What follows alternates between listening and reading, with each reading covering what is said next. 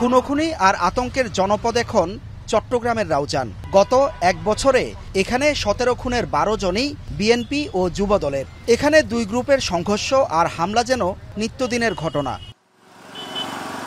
তাই নির্বাচনের আগে এলাকায় কঠোর অভিযান শুরু করেছে আইনশৃঙ্খলা বাহিনী। নোয়াপাড়া অনেকটা বাংলোর মতো কামাল উদ্দিনের এ বাড়িতে বুধবার রাত থেকে শুরু হওয়া অভিযানে মিলে দেশীয় ৯টি আগ্নেয়াস্ত্র, রামদা ও চাপাতি। টানা কয়েক ঘন্টা চলে ডগ স্কোয়াডের তল্লাশি।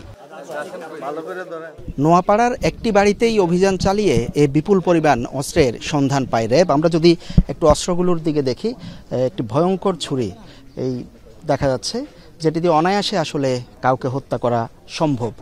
এরপর অস্ত্রগুলোর যদি দেখি, শর্ট গান, এরপর রয়েছে পাইপ গানের মতো অস্ত্র, এবং এই ধরনের অস্ত্রগুলো দিয়ে সাম্প্রতিক যে খুনোখুনির ঘটনা রাউজান কেন্দ্রিক, সেই খুনোখুনির ঘটনা ঘটতে পারে বলে র্যাবের পক্ষ থেকে আশঙ্কা করা হচ্ছে। যদিও যে আসামি ধরা পড়েছে তিনি এখনও স্বীকার করেননি বিষয়টি। সবচেয়ে বড় কথা, এই ধরনের অস্ত্রগুলো আসলে এই জনপদে বিস্তৃতি লাভ করেছে এবং র্যাব বলছে যে এখানে পাহাড় এবং সমতলের মিশ্রণ হওয়ায় এখানে অস্ত্রের মজুদ যেমন রয়েছে, তেমনি আসামি ধরাও বেশ দুষ্কর। অভিযানে আটক করা হয় কামাল উদ্দিন ও সোহেল নামে দুইজনকে। রাউজানে এমন অনেক অস্ত্রের মজুদ আছে বলে জানায় র্যাব। রাউজানের নোয়াপাড়া এলাকায় জনৈক কামাল নামক একজন ব্যক্তির বাড়িতে অভিযান পরিচালনা করি এবং এখানে এখন পর্যন্ত আমরা ৯টি আগ্নেয়াস্ত্র পেয়েছি, দেশীয় আগ্নেয়াস্ত্র, এবং বিপুল পরিমাণ রামদা, চাপাতি এবং মারামারি করার যে সমস্ত সরঞ্জামাদি রয়েছে এই ধরনের জিনিসপত্র পেয়েছি আমরা। তো আমরা আসামি কামালকে গ্রেপ্তার করেছি এবং তার চাচাতো ভাই সোহেল সাথে ছিল। এই দুজনকে আমরা গ্রেপ্তার করেছি। অন্যান্য বাড়িতে আছে কিনা আমাদের গোয়েন্দা কার্যক্রম চলমান রয়েছে। তবে একটা এলাকায় ১৭-১৮টা মার্ডার হওয়া, এটা অবশ্যই অনেক বড় একটা সংখ্যা, এবং যে কারণে এই এলাকাটার দিকে আমরা একটু কড়া নজরদারি রাখছি।